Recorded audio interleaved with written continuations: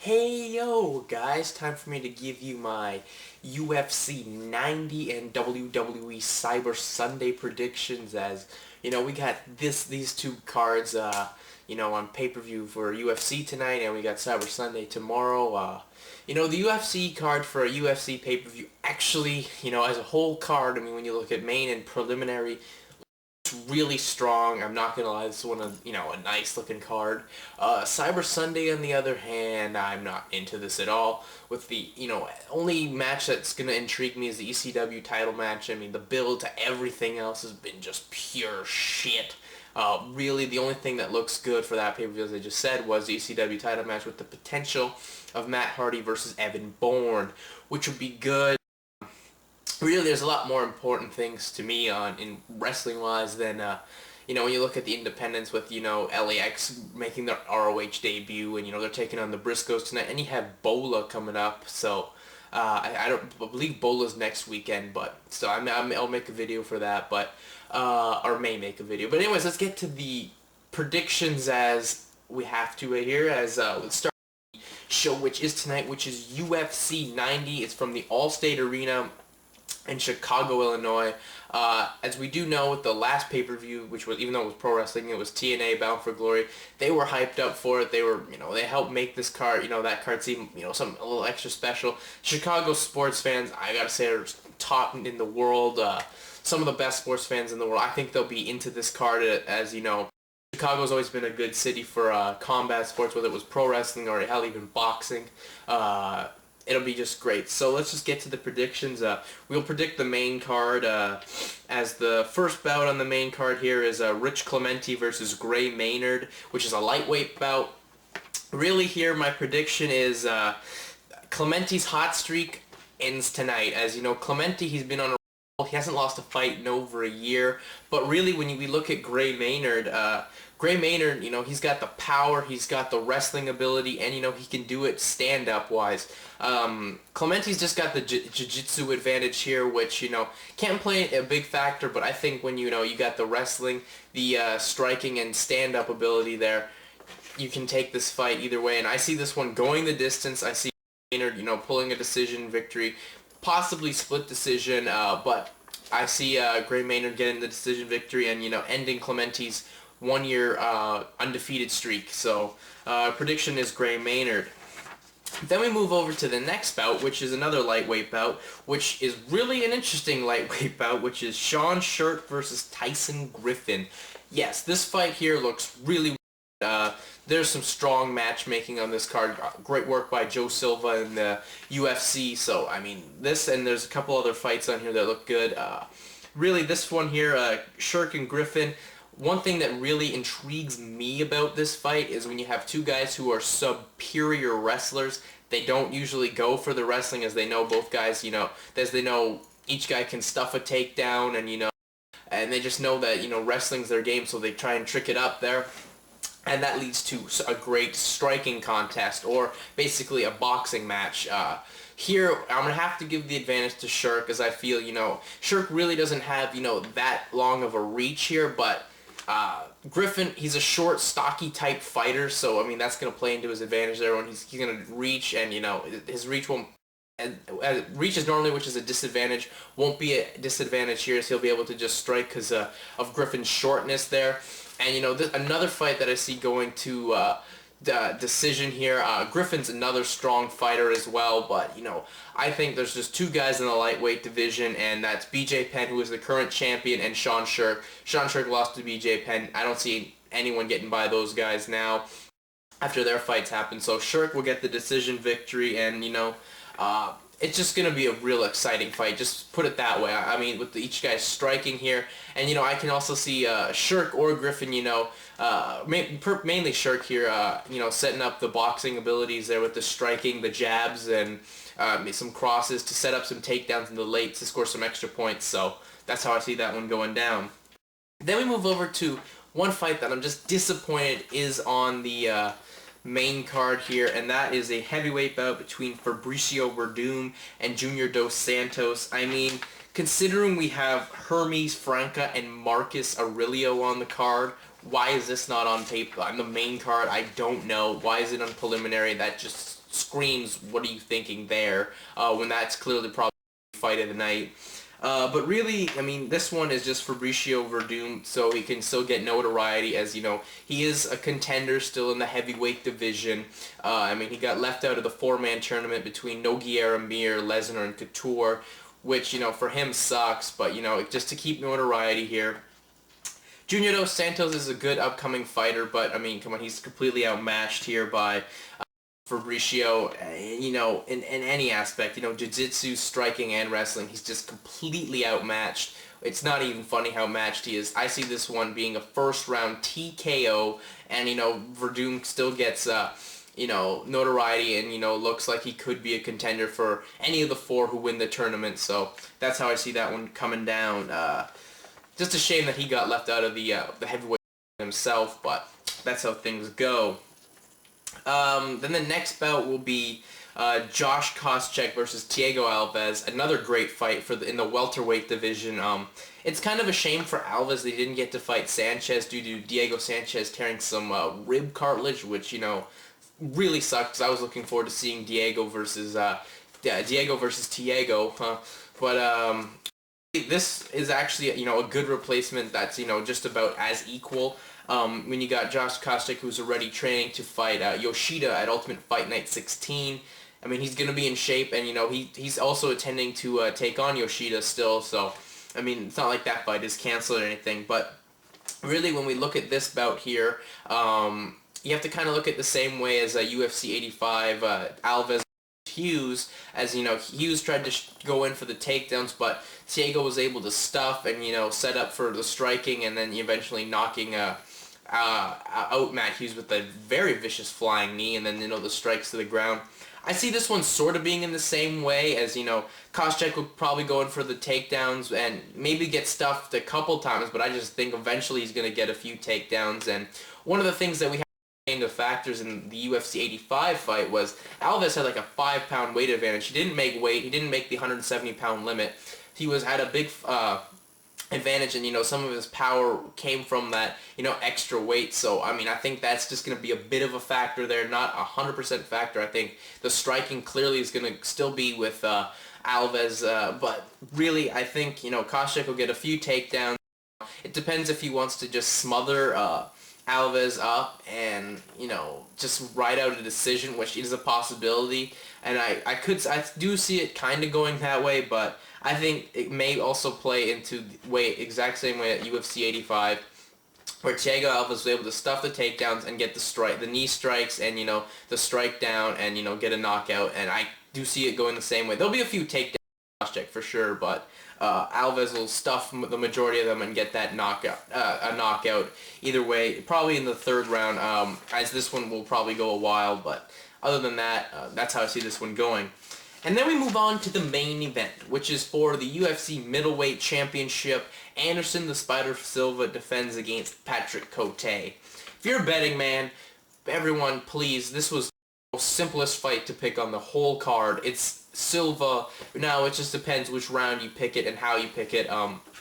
Cote's got a bit of a stronger chin than, you know, most people in the middleweight division, so I don't think it'll be knockout. I think Silva will, you know, just take down Cote either with a, you know, a leg trip or just a simple good old-fashioned wrestling takedown and grind out a submission, get a submission victory, probably early second or, you know, late first round, and just to prove that there's, you know, no one can beat Silva. I mean, Cote does have a fighter's chance, as everyone fighting has a chance, but I don't see Cote being able to, you know, have the wherewithal to defeat Silva.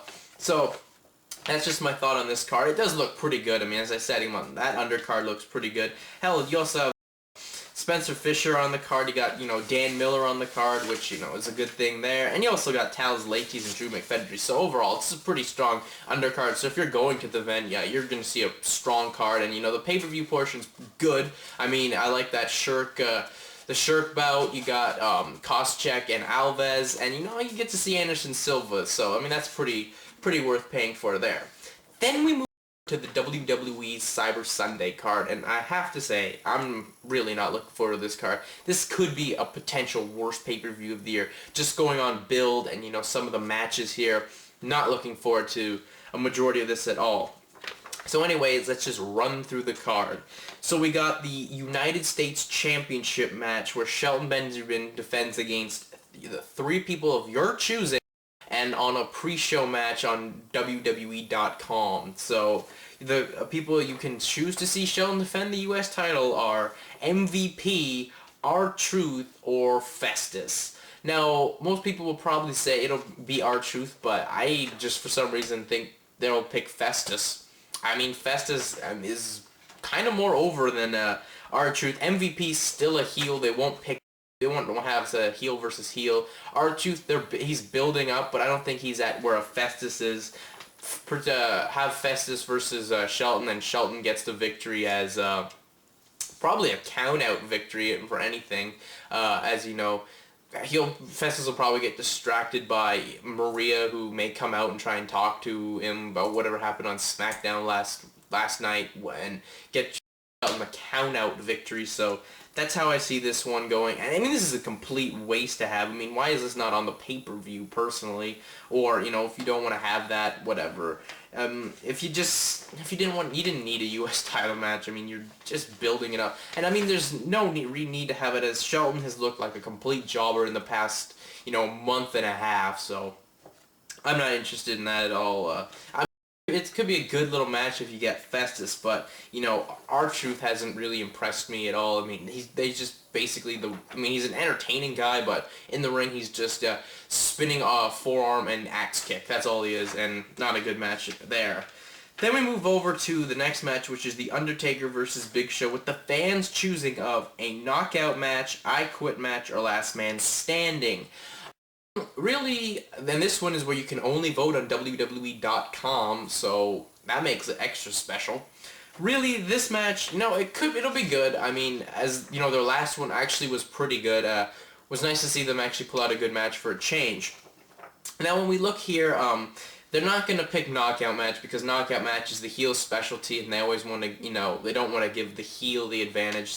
Fans voting don't want that. When we go to I Quit, I don't think I Quit's an option there. I don't know why you'd pick it. I just don't see this one being I Quit worthy. The way I see this one going is Last Man Standing, because most people know of Taker's background in Last Man Standing, and Last Man Standing is basically the same as a knockout match. And personally, I see this one, you know, probably being Big Show getting a win. You know, help of Vicky Guerrero kind of screwing a Taker, or, you know, something along the lines of that.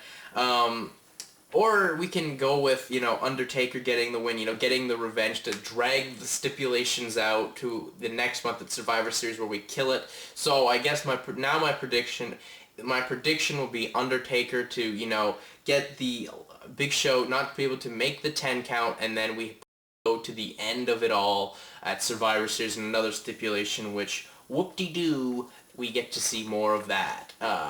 More stipulation matches with these guys. Whoop-de-doo. The next match then is Rey Mysterio versus Kane, with the choices of Falls Count Anywhere, No Holds Barred, or 2 out of 3 falls. Well, I don't think this will be 2 out of 3 falls, as, you know, they're kind of not even hyping that as it being an option. I don't think WWE wants that at all. No Holds Barred, we could see the potential of that, but I don't think them picking that. I think they'd pick Falls Count Anywhere just because, you know, it's going to be fun watching Ray jump off objects anywhere and, you know, fly around with that aspect. You know, and Kane, with Falls Count Anywhere, he can, you know, use weapons as well. No Holds Barred is the same, but, you know, he can around more often and, you know, use the weapons in an innovative way with Ray flying around the building. So I see that one being a nice factor. Prediction, though, I think you need to have Ray win. If you're going to continue the feud, have Ray win, and then, you know, have a culmination at Survivor Series or a part of the team matches, or if anything, if you want to end it, which I think you should end it, have Kane win. Let Kane, you know, get a, you know, decisive move out of nowhere and end it for Ray, and that's just the feud. Oh, please God, make that happen. I just don't want to see this feud happen anymore. I mean, the matches have been good, but this feud is just so freaking stupid. Then we move over to the next match, which is a fan's choice of a tag match, which is either Miz and Morrison versus Crime Time, William Regal and Layla versus Jamie Noble and Mickey James, or a World Tag Team Championship match between, or I don't even know if it's a World Tag Team Championship match, but it'll be Cody Rhodes and Ted DiBiase versus CM Punk and Kofi Kingston.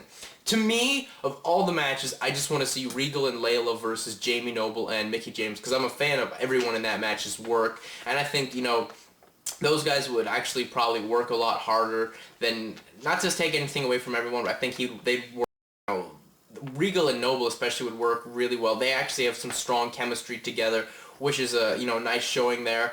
But I don't think they're going to pick it because there's been no TV build, and the way Regal was portrayed this week on Raw was awful, and there's no way that match is getting on there. So that brings it down to Miz and Morrison versus Crime Time. We've already seen this match, and, you know, I don't see them having this match yet. This one is a slight chance of happening, but, I mean, we've already seen it, and to me, you know, Miz and Morrison have already got the one-upsmanship on Crime Time, so I don't think we need to see it again. The match I think they'll probably pick, and, you know, hopefully they do pick, is the Rhodes and DiBiase versus Punk and Kingston. Now, Punk has been portrayed as a jobber as of late. I especially hated what happened on Raw, but, you know, if we get that match, which I don't think is a title match, you can have, or it probably would be a title match. You have Punk and Kingston get the win, and eventually the next night on Raw, you have a rematch, which is, you know, something good. Have Randy Orton come out, help Rhodes and DiBiase get the win, regain the belts, and set up Punk versus Orton at Survivor Series, which is what you had planned, and that's where you go from there. So hopefully we get that match. Out of all the matches, I do want to see the Regal and Noble one, as I just stated.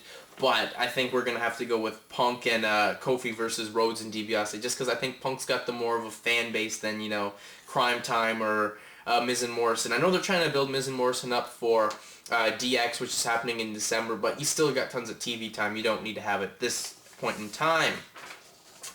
Next match is the Intercontinental Championship match as Santino Marella defends against the fans' choice of Roddy Piper, the Honkity Tonk Man, or Goldust. Now, it is rumored that Goldust has re-signed a contract with the WWE, which I guess is a fine thing. I mean, hopefully they send him to Florida to be a trainer more than, you know, as a character, because I don't think there's any space on television for Goldust. Well, you know, whatever. We went with Boogeyman, since Boogeyman's apparently back. But, really, the only potential I see happening here is Honky Tonk Man, but I think that Honky even said it himself that if he's chosen, he's not even going to be able to have a in-ring because he had a finger injury that, you know, potentially he almost had to lose the finger at a convention in Edmonton at a Boston Pizza where they swung guitars and one of the guitars Honky right in the finger. They almost had to amputate the finger. So it's going to probably be, it's either going to be that or Roddy Piper. Piper and, you know, Santino have had their history before, and we get to see the match, but if anything, and this is a rumor going around, and it's probably going to be true, is that we got Charlie Haas being, you know, the hot Scot here and filling in, and, you know, the match would be, you know, okay, because I think Santino is going to be comedy gold, but if we get Honky Tonk Man out there, there's going to be some comedy gold between, I think all the guys will actually be there, and there will be comedy gold between Santino and all three, but the match will not be the greatest thing because it's a Santino match, but other than that, Santino retains in like 5 minutes, less than 5. Then we move on to the match that I have just stated I'm very interested in. It's the ECW Championship, Matt Hardy versus your choice of Evan Bourne, Finlay, or Mark Henry. Now, Matt Hardy in his blog on MySpace stated that he would love to take on Evan Bourne since, you know, it's a fresh match and it's someone he's never wrestled. But then in his promo, he said he wanted to take on Mark Henry. It leaves you kind of confused, but truly you do know you want to see him take on Evan Bourne. I think if he takes on Evan Bourne, you can do that respecting just for one. Eventually, there's going to be another Matt Hardy versus Mark Henry match down the line. Finlay, he's got, you know, maybe the more fan following, but with the TV of Bourne having an awesome match with Chavo Guerrero and actually pinning Mark Henry, I think the fans will probably choose Henry there. Or not Henry, Bourne, excuse me, and we have a fantastic match, you know, match of the night. The only thing you can be really looking forward to here, and you know what, there's probably there's going to be more matches down the line between Mark Henry and Matt Hardy. So, I mean, there's no big loss there. Let's just have this fun little match once in a while. And then if we get, some serious time, I mean, this would just go to show that if Bourne is picked, that the fans are into Bourne, and let's keep the Bourne push going. Eventually, a title shot or championship should be in Bourne's hands in early '09 or, maybe end of 2008. So we'll see where we go from there. But here would be Matt Hardy versus Evan Bourne, and Hardy to retain in a fantastic match. Then we move over to the next match, which is the WWE Championship match, Triple H versus the fans' choice of either Jeff Hardy, Vladimir Kozlov, or a triple threat with Jeff Hardy, Vladimir Kozlov, Triple H. Personally, I see this one, since it's the fans' choice, picking Jeff Hardy. Fans still love Jeff Hardy. I mean, you can do anything to Jeff Hardy. Still love him. He can get caught with this wellness policy or seemingly be buried and, never ever be affected by it. They're trying to build it up to have Triple H versus Kozlov, but if you've seen the Armageddon card that actually they've assembled for the end of the year, it is a singles match between Kozlov and Triple H. So I see that one, they save that for later and still build Kozlov up to look, impeccable. A good match here in Hardy and Triple H, which, probably be the same as we had at the last pay-per-view. So really, we're in good shape. The match will be good, and, Triple H will win, and then you probably have Kozlov just run down and still establish himself. I don't see the triple threat being an option. I really don't, and, as I said, they're just saving Kozlov for a later date, so we have another match, and just because Hardy, and he's super over. Then we go to the main event, which is World Heavyweight Champion Chris Jericho defending against Batista, with the fans choosing the special referee of either Randy Orton, Shawn Michaels, or Stone Cold Steve Austin. Poor Austin for having to just keep coming in this role, and could you imagine if they don't pick Austin? Like, he's leaving the set of a movie in Vancouver, Washington to come to this, and that would just be a bad scene backstage in WWE. But really, they're obviously going to pick Austin because it's Steve Austin. Technically, if anyone they should pick Shawn Michaels just to keep the storyline going here. But, it's going to be kind of hard to make, it's kind of weird when you have the babyface referee trying to screw the heel. That doesn't really work out that well. What I see happening is it looks like Batista's about to win, gets a spine buster. Jericho rolls out and, gets his belt and, runs away, gets counted out, or comes in, gets disqualified and hits Austin and Batista, and then, have Austin come up and stunner both, especially Jericho, and then, Batista and Austin have a beer bash celebration. Austin being Austin stuns Batista, and that's how we end the pay-per-view. But this match, I'm not looking for. I mean, it'll be a good match, I should say, but the build to this match has been awful. I mean, Jericho got squashed in that match. He lost to Kane via a boot. I mean, he went 1 for 2 in the matches where everyone should have been, 3-0, and Batista went 3-0. So it looks like they're trying to pretend that, Jericho could potentially lose his belt to Batista, but I don't see that happening. As, you have Cena coming back for Survivor Series. There's your match. There's the history between Jericho and Cena. So much is happening there. There's no need for Batista to be champion right now, but anyways, that's it for me. I'm out. Peace.